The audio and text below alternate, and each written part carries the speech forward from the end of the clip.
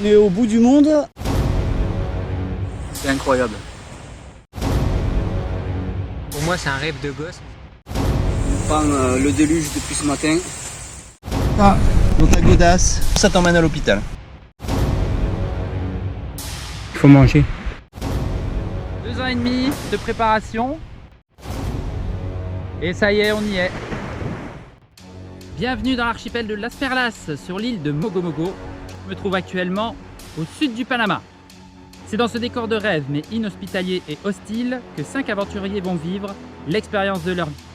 Qu'ils soient informaticiens, patrons d'un escape game, charpentiers, professionnels de la survie ou encadrants sociopédagogiques, ils viennent se mesurer à la nature et surtout à eux-mêmes.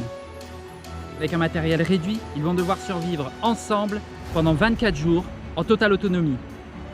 Bienvenue dans Highlanders, ceci n'est pas de la télé, c'est de l'internet.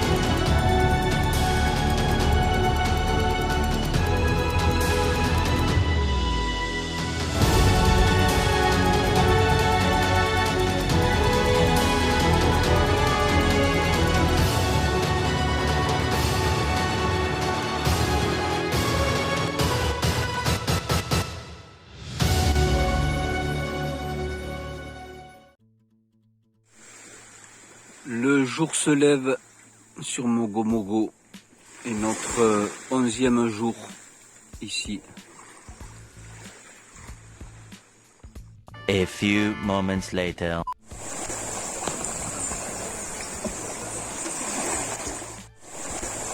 A few moments later.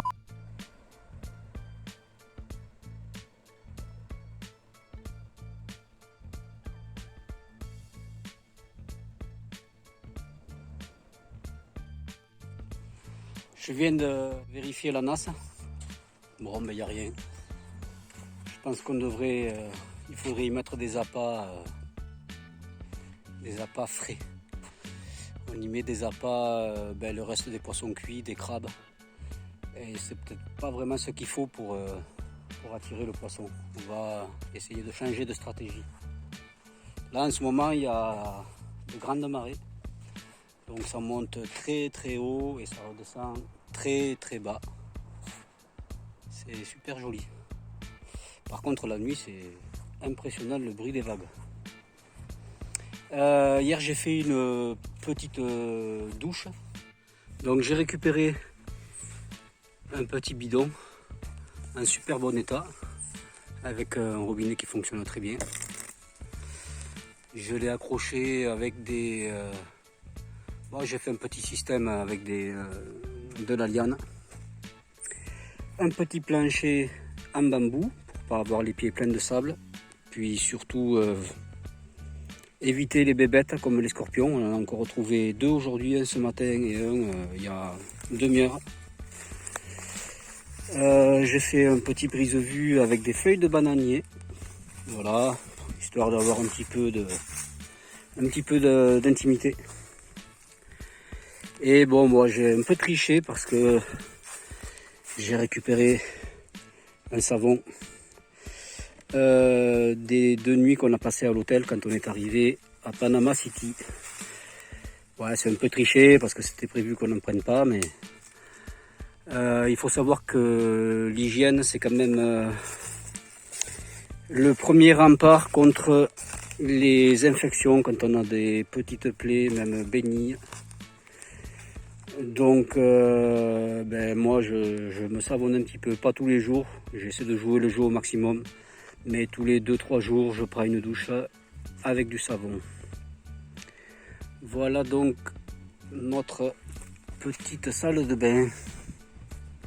parce que là c'est le 11e jour. On est quand même quasiment en place sur le camp. Il n'y a pas grand chose à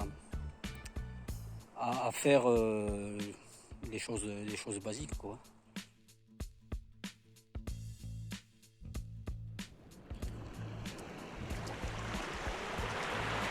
Bouteille. Alors, gardez la ligne. Bon, bienvenue à tous pour ce nouveau jeu. Alors, aujourd'hui je vais commencer par la récompense. Ce seront des rations de nourriture. Alors, aligot aveyronnais, tartiflette savoyarde et donc pâtes aux 3 fromages. De quoi vous redonner beaucoup d'énergie pour la deuxième partie de l'aventure. Et c'est quoi alors? C'est quoi le challenge? Alors, le but du jeu aujourd'hui, ça va être de partir de l'arbre qui est là-bas, sur la slackline, et d'essayer d'avancer le plus loin possible. Lorsque vous tombez, vous mettez votre couteau à 1 mètre de la ligne pour matérialiser l'endroit où vous êtes arrivé. Chaque personne a droit à 5 essais. Le but du jeu, c'est d'aller le plus loin possible. Donc d'essayer déjà de dépasser ses propres limites, et éventuellement aussi de voir si vous arrivez à dépasser les limites des autres. Bon, c'est bon? You ready? Allez, premier essai Anthony. Ok. Dernier pied sur la... mieux ça doit être sous la corde parce qu'on ne tombera jamais sous la corde. C'est ça? Dans le couteau. Oh! De quoi? Carrément quoi. Dans le couteau, pile ça, ouais. De quoi? Scorpion. Allez, vas-y Robin, premier essai.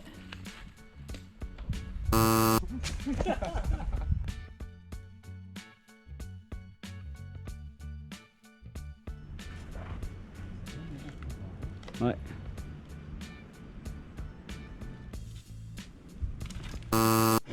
J'ai plus tapé le. Ah, t'es juste après.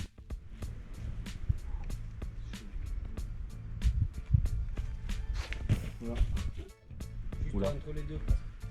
Là? Ici. Non, c'est devant. Devant. Après les mocassins de Dylan, les crocs d'Alex. Ah, toi aussi tu t'es pris. Hey, bien! Il a mis du pas super loin. Ouais, ouais, il y a eu les 3 petits pas là qui ont bien aidé. Allez, tu plantes? Là? Ouais. Magnifique. Deuxième essai Anto.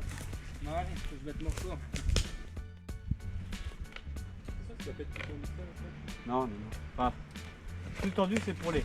Olé, gaffe à toi. Non, non. Ah ouais? Je l'ai volé, tu veux dire? Elle a brillé, c'est surtout ça, merci. Ok. J'ai gagné 10 cm. C'est passé devant moi.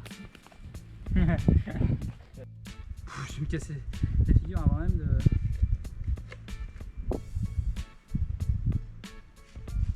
T'as déjà battu ton record? Oh, ouais! Oh. Il vient de battre tout le monde là, ici.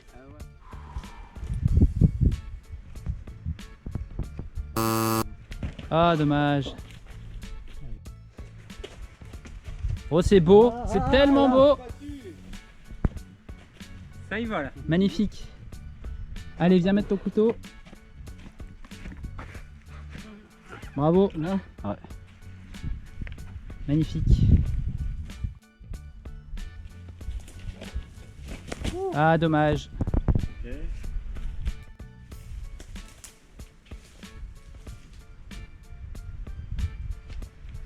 Oh, mais c'est pas possible. Ou pas.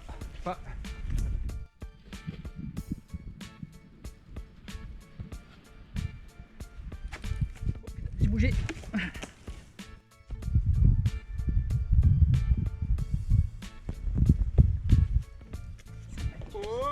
C'est tellement beau. Wouh. Je donne l'astuce.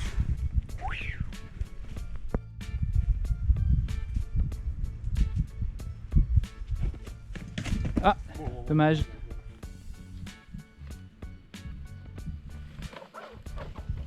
Pas mal. Ouais.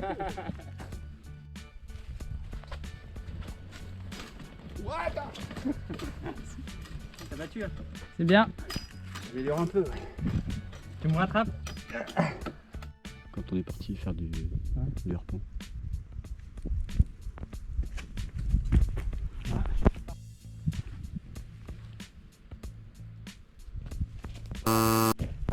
Dommage.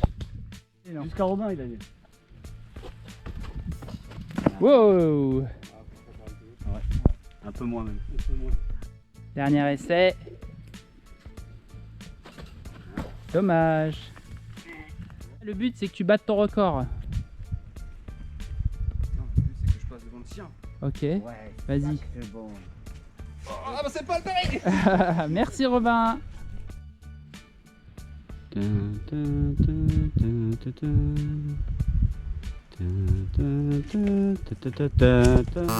vrille. T'as battu ton record. Dommage. Allez vas-y, tout va se jouer sur cette dernière traversée. Oula, ça va? Ouh. Non, c'est pour ça que j'ai attrapé la corde. Alors les On va y résultats. arriver là au moins. J'étais parti. Ah ouais. Le regard loin, ça c'est bon ça. Donc on a Robin, suivi d'Anthony, suivi de Cédric, suivi d'Alex et bien loin devant, Très très loin. le poteau Cyril. On est monté sur les hauteurs de l'île, ici où il y a une petite plantation de bananiers, et on va redescendre de l'autre côté avec les copains à la recherche de la plage des Mogos de 2004, la plage sur laquelle ont débarqué l'équipe de Raphaël, de Romuald et des autres gars lors de leur Koh-Lanta en 2004.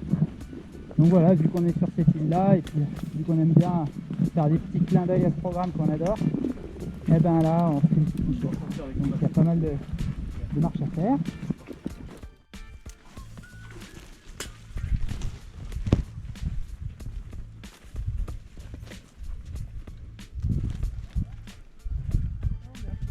Et voilà, on arrive sur la plage.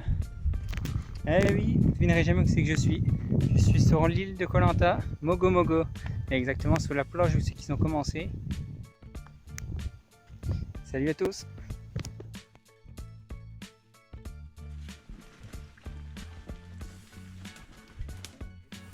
Alors Alex, qu'est-ce qui t'est arrivé? J'ai voulu couper une coco. Et là, Déjà un premier truc sur ça là. J'ai affûté la machette juste avant, j'ai pris juste le bout. Zouf. Aïe aïe aïe. Ça va? Sur le moment, j'ai cru que j'avais tapé l'os, Ouais. mais en fait, non. C'est... Maintenant tu peux sécher un peu avec ça.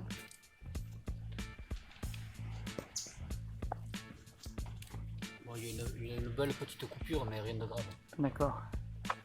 Alors voilà, une fois de plus devant mon piège passif pour les poissons.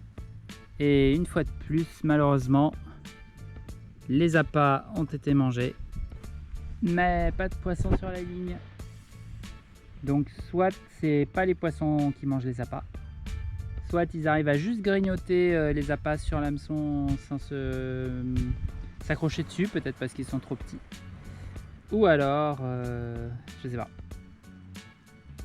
Je vais peut-être essayer encore une fois ou deux, mais si je vois que ça prend pas, comme c'est quand même assez loin du camp, soit je déplacerai le piège ailleurs, soit j'essaierai une autre technique.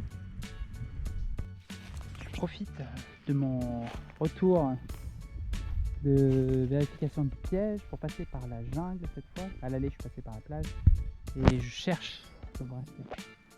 Il est drôlement bien dessus. J'ai déjà fait plusieurs recherches justement autour de mon piège dans la mangrove, mais pour l'instant j'ai rien trouvé. Et là, je cherche côté jungle. Et c'est une aiguille dans une botte de foin. Pour l'instant, en tout cas, j'essaye de garder les yeux ouverts.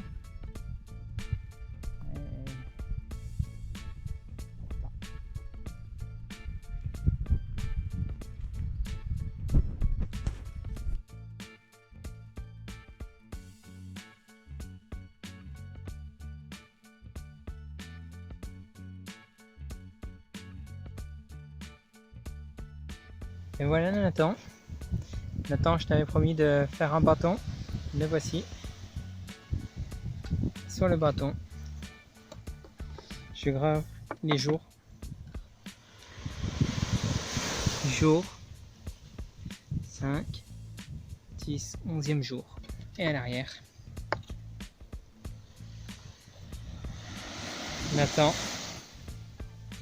Ron, Nola, Sandra, et voilà.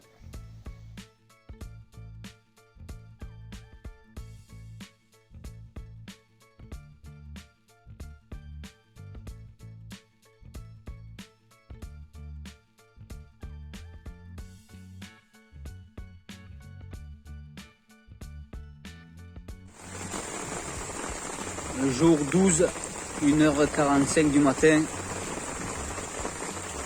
un orage assez violent est en train de s'abattre sur le campement. Et là on fait tout pour protéger le feu. Tout est trempé évidemment. Le vent pousse l'eau même sous la petite bâche qui protège le feu.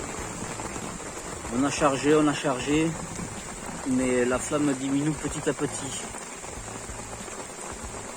Donc espérons que ça se calme un petit peu pour qu'on puisse raviver le feu et ne pas le perdre. On a veillé toute la nuit. Évidemment on n'a pas trop dormi. Mais l'important c'est qu'on ait pu garder le feu. 12e jour sur l'île. Ça y est, on atteint la moitié du temps passé ici sur Mogo. Alors à partir d'aujourd'hui et pour 3 jours, je prends la responsabilité de la gestion du feu de camp.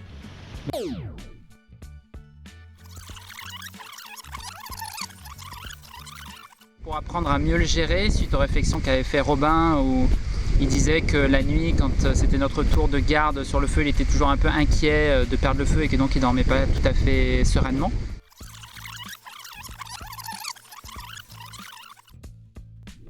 Donc ce matin j'ai commencé par aller chercher des bois un peu gros et un peu moyens sur la plage qui avaient été ramenés par la marée. Je les ai mis de côté pour qu'ils commencent à sécher. Et là, avec Anto, on va commencer à faire une table à feu sur notre camp principal. Donc on va commencer par prendre des bois plats et les mettre de côté, mettre les braises dessus et redémarrer un nouveau feu sur le côté. Et ensuite on va dégager l'espace, mettre des gros rondins en carré, remplir avec de la terre ou du sable et puis redéplacer le feu par-dessus. Ça te va comme plan? C'est ça. Allez, c'est parti. Sur le conseil d'Alex, nous avons rajouté un système de ventilation sous la table à feu. 4 tuyaux récupérés sur la plage partent des 4 coins de la table pour se retrouver au centre du foyer.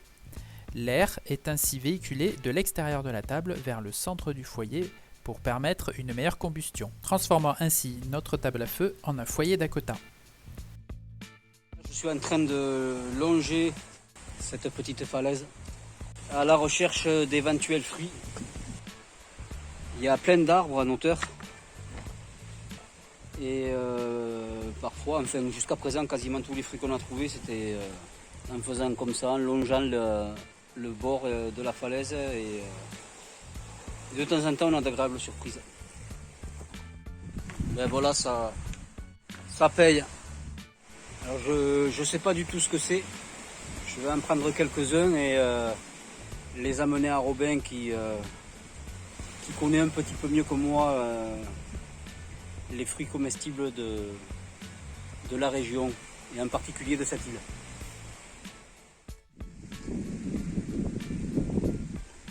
J'entends de l'eau couler là.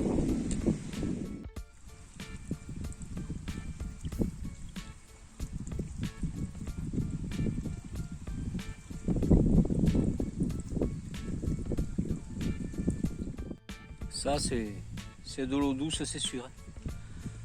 Je vais juste goûter pour en être sûr, mais c'est sûr que c'est de l'eau douce.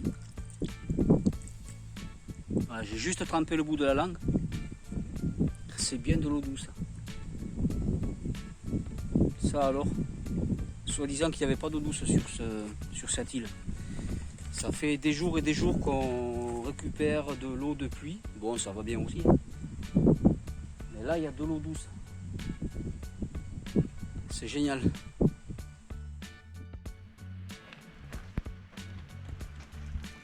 se passe quoi avec le riz, les gars?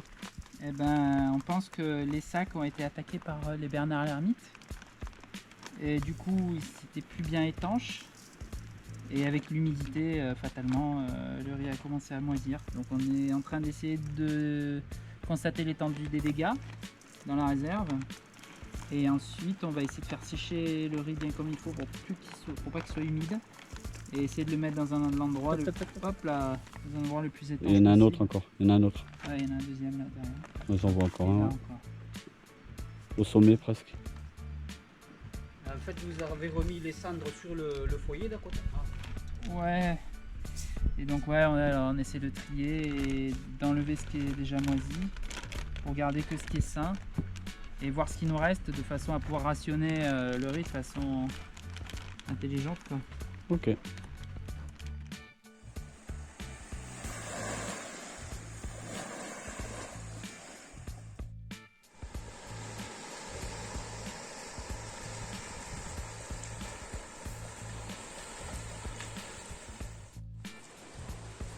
Voilà, aujourd'hui c'est le 13e jour.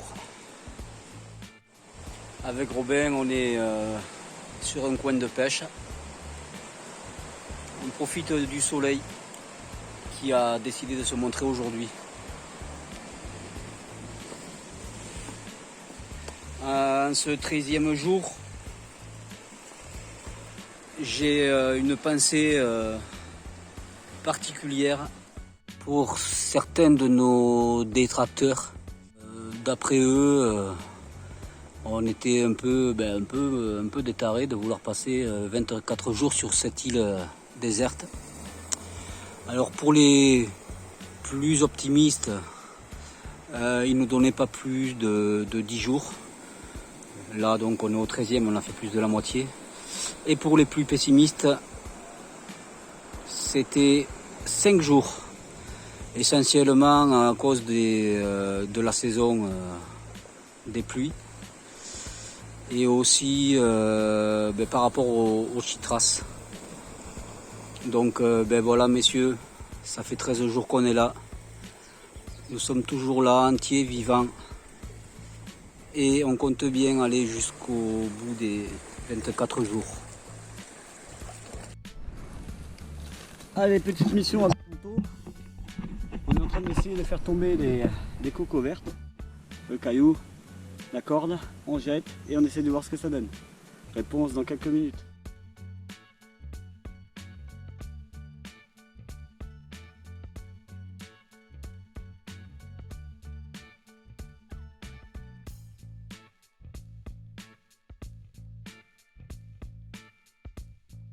Ce matin, comme hier, j'ai passé pas mal de temps à essayer de m'occuper du feu pour apprendre à mieux le gérer suite aux réflexions qu'avait fait Robin où il disait que la nuit, quand c'était notre tour de garde sur le feu, il était toujours un peu inquiet de perdre le feu et que donc il dormait pas tout à fait sereinement.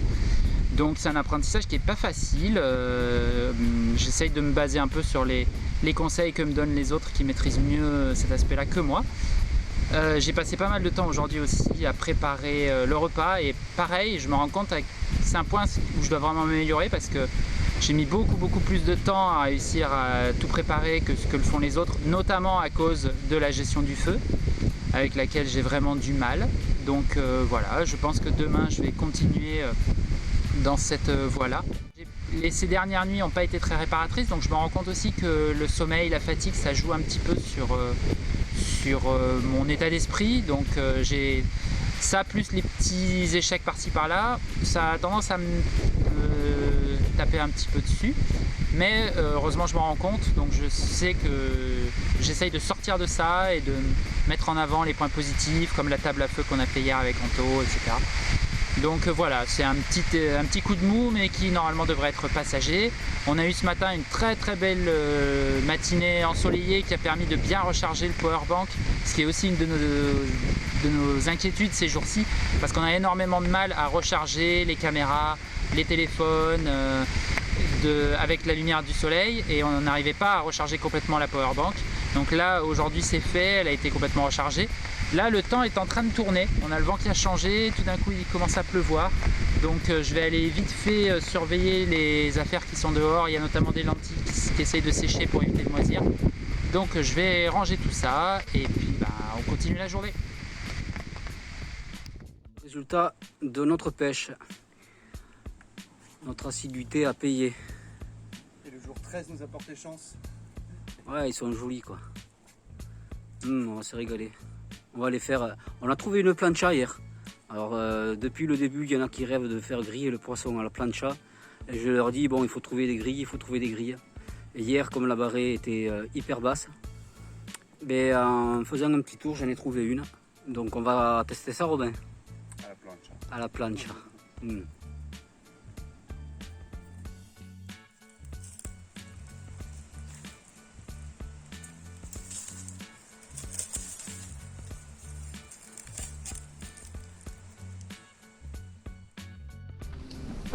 Alors quand on veut, on peut, c'est ce que je disais tout à l'heure. Et voilà le résultat. Donc là on en a chopé 5. 6 parce qu'il y en avait une aussi qui était tombée mais qui était un peu moins verte, même si celles-là ne sont pas tout à fait vertes. Là pour l'instant on a bloqué le caillou. On reviendra cet après-midi parce qu'on a vraiment dépensé beaucoup d'énergie. D'accord avec moi? Donc celles-là on va les ouvrir et on va se faire un plaisir de les boire. Alors d'abord je coupe ça. Et là, hop, on est parti. Fais gaffe à tes mains. Ouais. Je te sens bien speed là. Depuis tout à l'heure mon copain.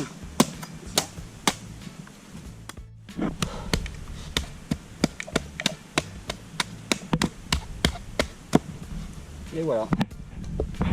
Donc là, on prend un couteau. Je peux te... Merci. On vient de percer ça.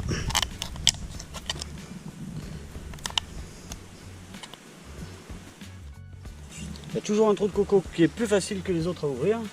Donc celui-là, c'est celui qui est facile, tac, il est bon. Et les autres, il faut trouver celui qui est le moins difficile des deux. Peut-être celui-là, tiens. Ça a l'air sympa. Hop, on est presque tous là, ouais on est tous là. Regarde, coucou, coucou la caméra. Bon, bienvenue pour la veillée. Salut. Comme d'habitude, on va essayer de reparler un peu des points marquants de ces derniers jours. Et je pense qu'on va avoir largement de quoi faire cette fois-ci. Bon Alex, Monsieur tu de la meurs d'envie sécurité. de... Allez, on va faire dans l'ordre comme d'habitude. Alors Alex, dis-nous tout. Qu'est-ce qui t'a marqué sur ces 3 derniers jours? Pas forcément dans l'ordre, on s'en fiche. Rien ne m'a marqué de plus. D'accord. Ce que moi je note en tout cas, c'est quelque part l'équilibre qui se crée un peu. Chacun trouve ses petites activités personnelles en dehors du camp. Ouais. Ce qui pour moi veut dire que chacun a trouvé ses repères un petit peu plus ou moins. Ça permet de s'évader un peu de la vie en communauté. Et voilà quoi, c'est une bonne chose. Après, pour moi tout se passe bien. Si, tu as oublié de dire un truc. Qu'est-ce que vous avez fait aujourd'hui? Un truc de fou. Vous avez pêché, non? Qu'est-ce qu'on a fait aujourd'hui? Ah ouais, avec Robin, oui. on a... Mais vous n'avez pas Ça fait fait, n'importe quelle je pêche. sais pas, peut-être 5 ou 6 fois qu'on y va, la pêche à la ligne, enfin à la ligne à la main, juste avec le crin à la main. Ouais. Et donc on a fait une belle pêche, deux jolis poissons qui nous ont permis de prendre confiance. On a trouvé les appâts qui conviennent et Le bon endroit aussi. le bon spot aussi, on a changé d'endroit. Et donc voilà, on va y retourner. Chouette. Tu vas ajouter autre chose? Bah, Pour l'instant ça va? ouais, ça va. Ok, à mon tour. Moi aussi, il y a plusieurs choses qui m'ont marqué sur ces 3 derniers jours. Alors ce ne sera pas forcément dans l'ordre, mais pour moi la chose la plus marquante ça a été le petit souci qu'on a eu au niveau de la pêche. Donc on s'est rendu compte qu'au niveau sécurité, quand on faisait de la pêche au harpon, on n'était pas opérationnel. Ça a généré pas mal de tensions sur le camp. Qui je pense vont petit à petit s'évacuer, mais je pense qu'il faut encore qu'on réfléchisse et qu'on discute, qu'on arrive à faire sortir un peu tout ça. En gros, le vrai problème c'est que quand quelqu'un part à la pêche dans l'eau avec le harpon, il faut que son backup soit avec lui dans l'eau, pas loin, prêt à le secourir si jamais il y a besoin.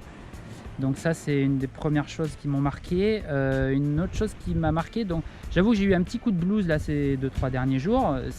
C'est sorti suite à l'incident de la pêche, même si ça n'a pas vraiment rien à voir. Enfin, ça n'a pas vraiment grand chose à voir. Mais en gros, je me suis rendu compte que j'étais pas aussi performant que ce que je le pensais sur le camp, sur certaines activités.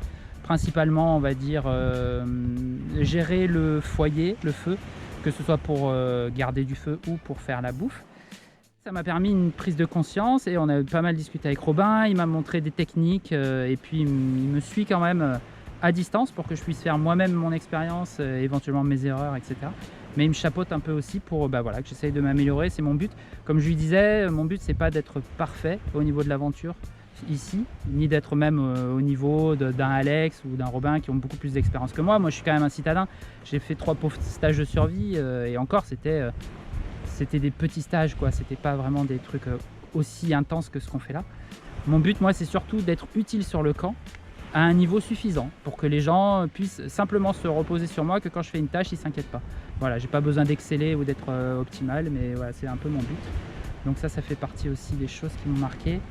Il y a une chose aussi sur laquelle je voulais revenir, mais on en parlera peut-être après, toujours au niveau de la sécurité. C'était sur... alors ça concerne Alex parce qu'on en parlait, tu sais, tu étais parti pêcher une fois tout seul au harpon. Et Robin et toi, vous disiez, tu prends tes responsabilités. Tu sais, vu que tu es tout seul, bah, tu as fait le choix d'y aller tout seul. Et si tu as un accident, tu t'en prends qu'à toi-même. J'aimerais juste... Alors je vais vous faire part de mon sentiment à moi, vous me direz s'il est justifié ou pas, mais moi j'ai l'impression que c'est pas juste ta propre responsabilité. Parce que tu vois, moi en tant que organisateur du projet, je me dis si demain tu te noies à la pêche par exemple, et que on rentre en France, on pourrait très bien me dire écoutez gars, vous êtes responsable du projet, vous avez laissé partir un mec tout seul, donc certes il dit qu'il prend sa responsabilité, mais vous avez votre part de responsabilité aussi.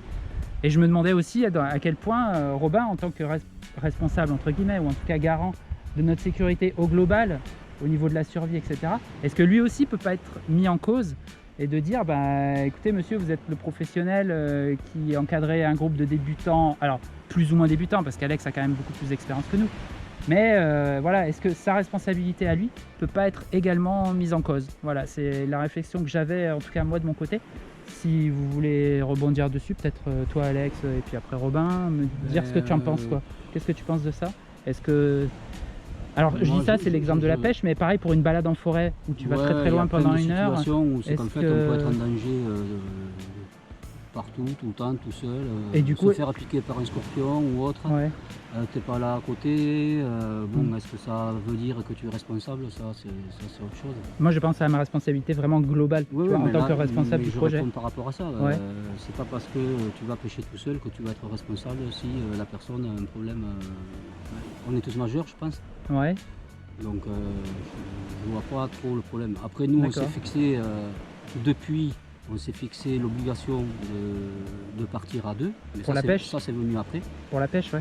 Et pour les randos tout seul en forêt, est-ce que tu penses que ça pourrait être aussi approprié de dire on part quand même au moins à 2, que imagine, voilà, comme tu dis, tu te fais piquer par un serpent ou un scorpion. Dans la mesure où sur l'instant T, Cyril, Robin, Anthony, toi tu as envie de faire quelque chose, X ou Y, et que les autres n'ont pas envie, tu peux pas les obliger de venir avec toi, et toi tu peux pas obliger l'autre de ne pas le faire. D'accord.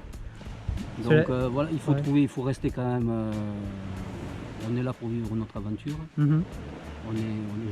le répète, on est tous grands, on est capable d'appréhender les dangers, ce qu'il faut faire ou ce qu'il ne faut pas faire, les limites qu'il ne faut pas dépasser. Du moment que ça reste dans la limite du raisonnable, je ne vois pas trop pourquoi il faudrait obligatoirement tout le temps être 2 main dans la main. Tout en restant évidemment raisonnable, je pense qu'on l'est tous. Il n'y a personne qui a fait le fanfaron. Non, c'est sûr. Donc, c'est juste que là, on va sans doute rentrer dans la moitié, comme disait Robin, la plus difficile de l'aventure. Peut-être qu'on va être avec la fatigue moins vigilant, tu vois, peut-être qu'avec la pluie, les chytras, etc., on risque peut-être même involontairement de prendre plus de risques. Et c'est pour ça que j'avais cette réflexion en fait de me demander, est-ce que vous pensez qu'il faut... penser à ça, d'accord. Mais tu penses qu'a priori, pour l'instant, ce serait pas forcément justifié? Non. D'accord. Tu veux donner ton avis, Robin, peut-être? Tiens. Hop. Moi je suis du même avis en fait. Je pense qu'il y a des moments où c'est important de gérer la sécurité, et quand on va faire une session de pêche longue au harpon, on s'expose au courant, on s'expose aux requins, on s'expose aux raies, on s'expose à voilà, une crampe, un coup de fatigue, etc. Et donc c'est important en fait de mettre en place cette procédure, on l'a fait tous ensemble et c'est important de s'y tenir. Encore une fois, si jamais quelqu'un ne veut pas le faire, on ne peut pas l'obliger, hein. Chacun peut prendre le harpon et partir avant le lever du soleil et aller pêcher tout seul. Mais je pense que ça c'est une bonne chose. Après, sur la question des balades, je pense pas qu'il y ait besoin que chacun d'entre nous soit accompagné 100% du temps parce que, comme on disait, en fait, aussi bien sur le camp, tu peux faire piquer par instruction. On a déjà été deux à avoir le cas. Et voilà, je veux dire, tu vas aller aux toilettes, il faut que quelqu'un vienne avec toi, je veux dire, voilà. Donc après, tout est relatif. Si tu pars pour 4 heures et que tu te dis je vais aller explorer et chercher des arbres fruitiers et faire tout le tour de la grande partie de l'île, c'est sûr que c'est plus sympa de le faire à deux parce que tu augmentes un peu les risques. Voilà. Faut qu'on sache où t'es et que voilà, à telle heure tu dois être revenu et si t'es pas revenu qu'on puisse venir te chercher, etc. Et après en fait se dire il faut qu'on soit tout le temps deux sur chaque mission, ça me semble un peu, C'est un peu too much. overkill. D'accord, ok. Ouais. Ça va. Merci. Vas-y Cyril, prends le relais. Ouais. Peut-être que j'ai oublié des trucs, je reviendrai dessus si je les oublie plus tard. Tiens, je te tiens la cam. Allez, t'inquiète. Ouais, comme ça tu seras bien cadré. Bon alors, tout d'abord, moi j'ai trouvé un bracelet. Ah, c'est qu'il y avait la main dans la veste. C'est pour ça que j'avais la main dans la veste depuis tout à l'heure. D'accord. Donc déjà c'est cool.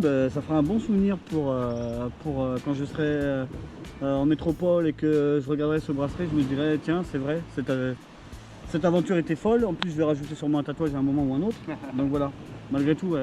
Le bracelet ferait moins mal que le tatouage quand même. Personnellement je suis très content de l'avoir trouvé. C'est chouette. Tu veux expliquer où tu l'as trouvé peut-être? Oui tout à fait, ouais. En fait on a monté un hamac juste là avec Robin et j'avais posé mes cordes juste à côté en fait du collier. La première fois j'avais pas vu. Ouais. Et quand j'ai monté quand on a monté le hamac et que j'ai pris la première corde, qu'est-ce que je vois? Donc voilà, donc ça m'a fait plaisir, j'ai vu effectivement, ils peuvent se trouver un peu partout. J'avais vu aussi où se trouvait celui de Robin et effectivement c'était sur un lieu de passage très fréquenté d'habitude. Donc je me dis oui, effectivement ils sont assez logiques. J'en ai vu un troisième mais je ne dirais pas où. Et il est très logique également. Voilà. Après, par rapport à la plongée fabuleuse. Il y a eu une plongée de dingue avec un poisson qui s'est offert en fait. C'est gros poisson, big fish comme dit mon ami Robin. Je la raconte juste à la caméra quand même vite fait parce que celle-là elle me plaît. Ouais. C'est le fait de descendre, se mettre à genoux dans l'eau, voir deux poissons partir, tourner la tête avec le harpon et voir un poisson se mettre juste devant le harpon et faire pouf. Et le truc bouge plus, c'était juste magique. Voilà. Donc bon, des plongées on en a fait plein depuis, et il y a eu des bandes de thon, on a vu quoi, on a vu beaucoup de choses sympas. Comment t'appelles ça, les bonitos? Les bonitos, les thons du coin, quoi. Déjà c'est énorme de voir une vingtaine de poissons de cette taille-là avec des thons, quoi. C'est vraiment pas rien. Des trucs impêchables quand même à notre niveau. J'ai essayé, j'ai pris le plus petit des 20, enfin de la vingtaine, j'ai tiré, et il faut savoir une chose, c'est que, je sais pas si c'est celui-là ou quoi, mais un peu plus tard, donc on en chope deux, pas des thons mais d'autres poissons, donc tout va bien. Et un peu plus tard, je vais chercher mon huître, comme d'habitude. Je plonge, et là il y a Robin derrière qui me fait dans le tuba, je me retourne, je vois un poisson qui me regarde comme ça. Mais vraiment, le truc n'est pas comme ça, il se met comme ça, il me regarde genre qu'est-ce qu'il fait celui-là, et c'était un thon. Alors si ça se trouve, c'est peut-être celui qui est baissé ou quoi, je sais pas, ça va peut-être même pas baissé d'ailleurs. Donc voilà, donc des moments de magie comme ça, on en a plein. Pendant la plongée, on a vu 3 baleines sauter, 3 baleines quoi, qui sautent. On a vu plein de choses, mais c'était au fond, mais malgré tout, on a vu des trucs de dingue. On voit tous les jours des iguanes se balader, on voit des crabes, comment tu dis, des pédoncules. Il fait rigoler quand il dit ça. Bref, qui ont les yeux qui sortent du crâne, là c'est assez drôle. On voit plein de choses ici, et juste pour ça, voilà, merci ce projet, je kiffe au taquet. Si, on a eu la visite aussi de touristes. Et ouais, j'y pense parce que la touriste, une panaméenne du coin vraiment qui nous montre comment ouvrir les noix de coco, j'ai trouvé ça tellement énorme. C'était vraiment des moments, voilà, des moments qui font un peu rêver et qui vont rester longtemps dans ma mémoire. Et des trucs comme ça, on en a plein. Cet incident de plongée où, je le dis, j'ai pété les plombs. Désolé Anto, on s'est expliqué, je t'ai demandé pardon 1000 fois. Bref, c'était un passage obligé, je pense. Bien sûr, on savait de toute façon qu'on aurait des moments de tension, des moments difficiles. Voilà. Donc voilà, j'ai eu peur, en fait je me suis fait peur dans l'eau et j'ai pété un plomb. Et c'était en tour, mais ça aurait pu être moi parce Exactement, ça aurait que pu être j'avais tout le monde. exactement le même Ça aurait pu être comportement tout le que lui pendant la pêche. Et donc voilà, à part ça, franchement, c'est des jours de malade qu'on passe. Et là, on est au 13e jour. c'est fou. Et je rebondis sur ton histoire de Panamène et de coco. C'est vrai que j'ai testé du coup sa façon de faire. Et moi qui ai quasiment jamais ouvert de coco de toute ma vie, c'est vrai que j'ai eu beaucoup plus facile pour la mienne avec cette technique-là qu'en faisant.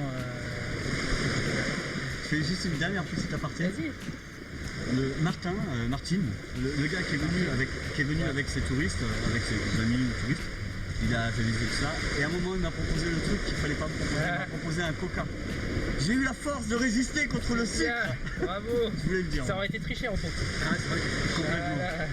Mais là-dedans, ça criait. Prends-le. Voilà. Et c'est dur de refuser quand même. Exactement. C'est vrai. Mais t'as réussi. Ouais. Je te laisse continuer. Allez, là. à toi.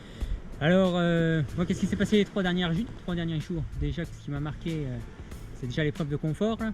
Ouais. Quand on a ouvert mon couteau, il y avait un scorpion dedans. Donc, Oui, c'est vrai. Ouais. J'ai eu chaud quand même si c'est pas moi qui l'ai ouvert. C'est vrai, c'est moi peut qui aller l'ai vite. ouvert. Quoi. Mais les scorpions, il y en a de plus en plus, j'ai remarqué. Ouais. Il y a déjà eu 4 ou 5 là déjà, depuis le début. Ouais. Ça fait beaucoup. On commence à voir passer au Avec mailles du l'humidité filet. sans doute, non? Ils ressortent ou pas forcément? Je crois pas que l'humidité, c'est surtout la chaleur. La chaleur, ok. Sinon, à part ça, je remarque que les niveaux des gens ils commencent à se marquer. Ouais. On a les aventuriers, Ouais. eux ils ont l'habitude avec les côtés survie et tout. On voit que c'est leur truc. Puis nous, un peu des citadins qui n'ont C'est pas ça, l'habitude hein. de faire ça, on voit les différences de niveau. Quoi. Sinon, on a relevé les défis, le défi là, des 13 jours que nous avait fixé au démarrage. Et oui. Donc, déjà c'est bien. Donc du coup ça fait plaisir parce que Ouais, justement c'est- un citadin et puis que j'arrive à tenir aussi longtemps, C'est malgré bien. que j'y connais rien. C'est ça. Moi je suis vraiment le, C'est ça le positif à sortir de ça. Ouais. je suis vraiment C'est le que- débutant. Quoi. Et que là, tu Ouais. n'es plus débutant parce que tu apprends, en fait. C'est ça. Donc du coup ça fait plaisir. Quoi. Ah, c'est chouette. On n'est pas sorti au bout de quelques jours. Puis après je sais pas si on l'avait dit à la caméra, j'avais chopé une otite. Donc, Ouais. du coup, pour moi la plongée c'était un peu mort. Ouais. Et là, Mais ça je va pense mieux. que demain ça pourrait Ouais. être bon. Très bien. Mais moi je voulais juste dire qu'on a été quand même assez bénis sur cette série là de jours, donc on est au Ouais. 13e jour. Ça nous a porté chance à la pêche à la ligne d'ailleurs le 13. Ouais. Et puis d'une manière générale, voilà, que ce soit au profit en fait de toute cette capacité de pêche qu'on a autour de nous, ça a été quand même bien pour la nourriture et surtout en fait au niveau de la météo. Parce que voilà, au bout de 13 jours, on est à 2 jours et demi, 3 jours de pluie à peu près, quoi, un truc comme ça. Sachant que ça devait être à peu près 2 jours et demi de beau. Ce que tu appelles les jours de pluie, c'est des jours avec des très très grosses pluies parce que Ouais. des averses, on en a quand même eu régulièrement. Encore une tout à l'heure, mais ça a Non, rien mais ce à que je veux voir. dire, si tu cumules Ouais. toutes les pluies qu'on a eues, Ouais, on a quoi, 50, 60 heures de pluie quoi, d'accord. sur 13 jours. Ouais. Ce qui devait être à peu près le temps de soleil qu'on devait avoir. Quoi. D'accord. Voilà. Donc on a eu beaucoup de chance à ce niveau de la météo, que quelque part en fait la saison soit un peu décalée quoi. Mhm. Donc peut-être que le dur de la saison des pluies viendra un peu plus tard, comme c'est le cas dans beaucoup d'endroits dans le monde avec le changement climatique. En tout cas pour nous ça a été une bonne chose. Et maintenant on va voir ce que ça donne Pour la sur suite. la deuxième moitié. Ça va. Est-ce que quelqu'un veut encore parler d'une petite chose? Petite chose. Ouais. Juste aussi, il faudrait montrer les images de tout ce qu'on récupère sur la plage pour nous aider à la survie. C'est assez fou en fait, tous les bidons, tout le truc. Donc ça en fait, j'aimerais bien que tu le rajoutes en fond là pour montrer Ouais. vraiment les endroits où c'est Le matériel super pollué, poubelle, quoi. c'est dommage quoi. Mm. Voilà, c'est juste ça. Voilà. Est-ce que quelqu'un veut rajouter quelque chose? Est-ce qu'à part Cyril, quelqu'un d'autre a déjà un collier quelque part? Ah, un bracelet, pardon. J'en ai vu aussi. T'en avais un aussi? Il n'y en a plus qu'un que j'ai pas vu. Il y en a plus. Ah, il y en a plus qu'un que t'as pas vu. D'accord, donc il y en a. Moi, Tu as vu celui que Cyril avait trouvé avant qu'il le trouve? Ouais. Et tu en as vu un autre aussi qui n'a pas été trouvé encore, c'est ça? C'est bien. Il reste rien à trouver, mais j'ai une idée de où ça pourrait être. D'accord, très bien. Eh ben, la suite au prochain épisode alors. Ciao. Ciao. Ciao. Ciao.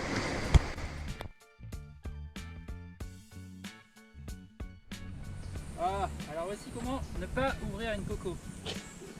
La mauvaise méthode. Bon. Déjà avoir une machette qui n'est pas aiguisée, hein. Comme ça fait de la charpie.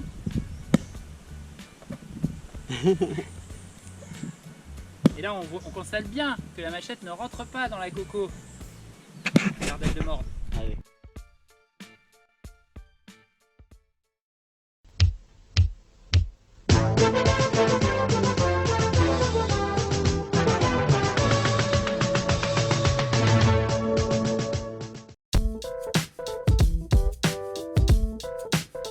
Salut à tous, alors aujourd'hui pour limiter nos déchets et pour mieux consommer, je vais vous proposer une petite astuce qui s'appelle le Rhino Horn.